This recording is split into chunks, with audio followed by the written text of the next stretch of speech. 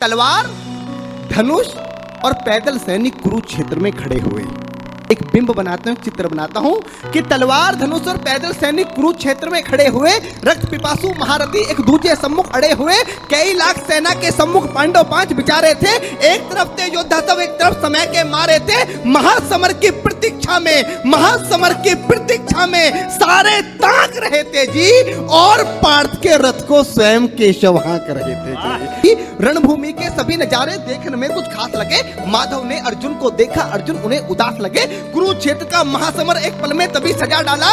5 जन्य उठा कृष्ण ने मुख से लगा बजा डाला। हुआ शंखनाद जैसे ही सबका गर्जन शुरू हुआ, रक्त बिखरना हुआ शुरू और सबका मर्दन शुरू हुआ। कहा कृष्ण ने उठ पाड़, कहा कृष्ण ने उठ पाड़, तो एक आंख को मीच जरा, गांडी ऊपर रख बाणों को, प्रत्यंचा को खींच जरा, और आज दिखा दे रणभूमि में, आज दिखा दे रणभूमि में योद्धा की तासीर। यहाँ इस धरती पर कोई नहीं अर्जुन के जैसा वीर, इस धरती पर कोई नहीं अर्जुन के जैसा वीर। यहाँ सुनी बात माधव की तो अर्जुन का चेहरा उतर गया। एक धनुर्धारी की विद्या मानो चूहा उतर गया। बोले पाठ सुनो कान्हा, बोले पाठ सुनो कान्हा, जितने ये सम्मुख खड़े हुए हैं, हम तो इनसे सीख सीख कर सारे भाई बड़े हुए हैं। इधर खड़े बाबा भीष्म ने मुझको गोद खिलाया है, गुरु द्रोण ने धनुष बाण का सारा ज्ञान सिखाया है, सभी भाई पर प्यार लुटाया कुंती मात हमारी ने, कमी कोई ने छोड़ी थी प्रभु माता गांधारी ने।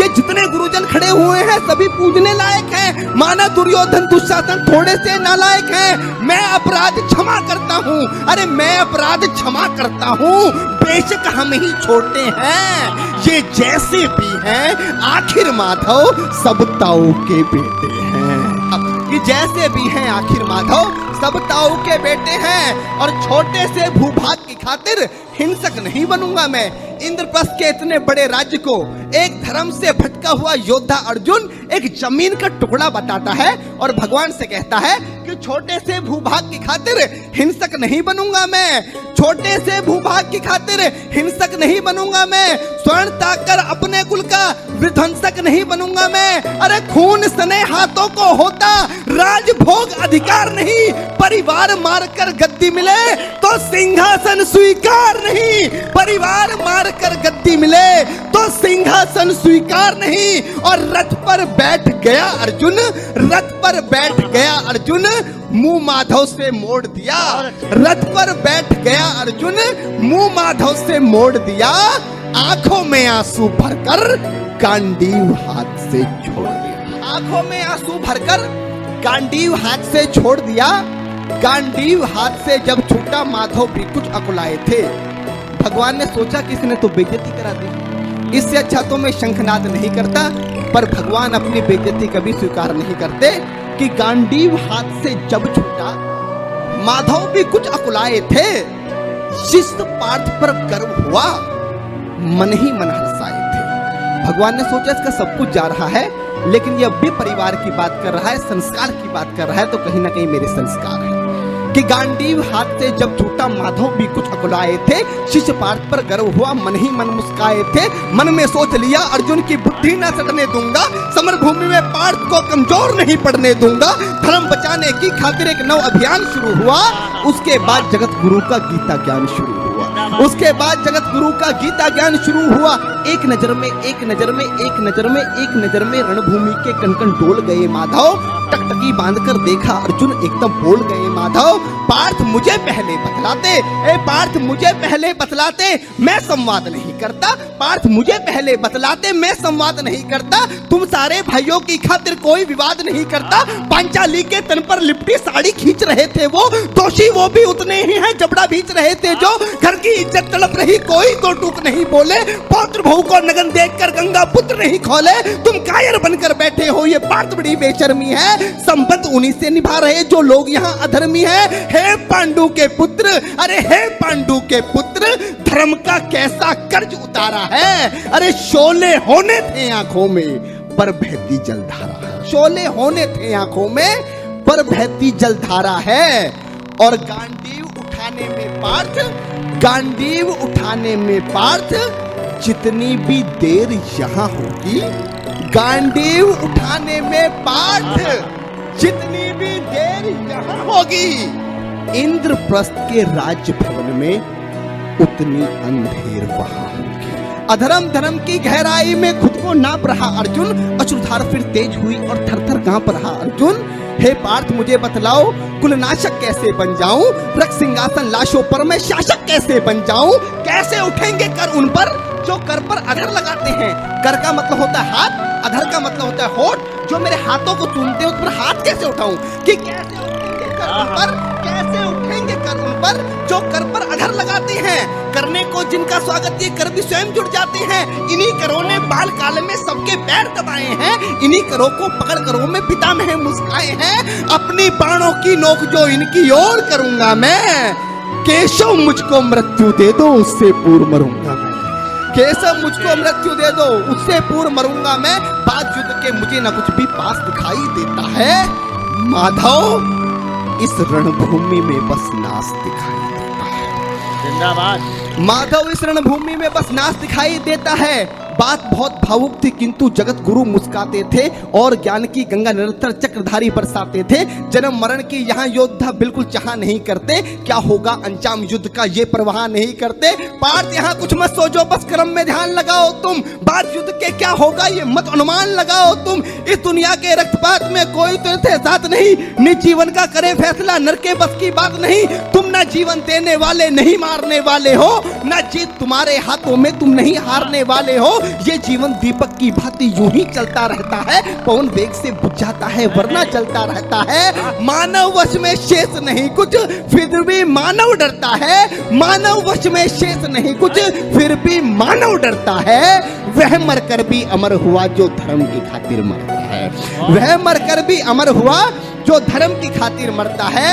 ना सत्ता सुख से होता है, ना सम्मानों से होता है। डॉक्टर साहब अभी यहाँ पर शहीदों की बात की, दुनिया का सबसे बड़ा सम्मान क्या होता है। पार्थ ने गीता में अर्जुन को बताया कि ना सत्ता सुख से होता है, ना सम्मानों से होता है। जीवन का सार सफल केवल बस बलिदानों से होता है। जीवन का सार सफल बेहद बस बलिदानों से होता है।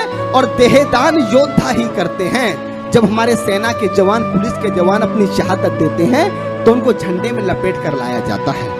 ये सबसे बड़ा सम्मान है। वही पंक्तियां माधव ने कहा कि ना सत्ता सुख से होता है, ना सम्मानों से होता है। मेरे जीवन की डॉक्टर साहब सर्वश्रेष्ठ पंक्तियां दे रहा हूं अपने जीवन की, कि ना सत्ता सुख से होता है, ना सम्मानों से होता है।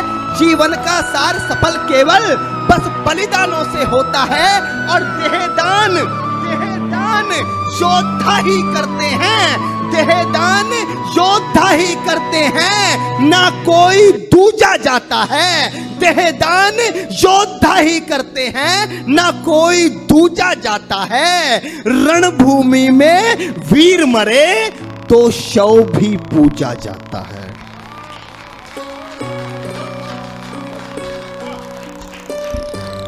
देहदान योद्धा ही करते हैं, ना कोई दूजा जाता है। रणभूमि में वीर मरे तो शव भी पूजा जाता है। और योद्धा की प्रवृत्ति जैसे खोटे शस्त्र बदलती है। कविता की एक सर्वश्रेष्ठ पंक्तियां देता हूं, क्योंकि गीता में भगवान कृष्ण बताना क्या चाह रहे थे कि योद्धा की प्रवृत्ति जैसे खोटे शस्त्र बदलती है। पंक्ति पर आपका ध्यान चाहूंगा कि योद्धा की प्रवृत्ति जैसे खोटे शस्त्र बदलती है, वैसे मानव की दिव्य आत्मा दैहिक वस्त्र बदलती है। वैसे मानव की दिव्य आत्मा दैहिक वस्त्र बदलती है।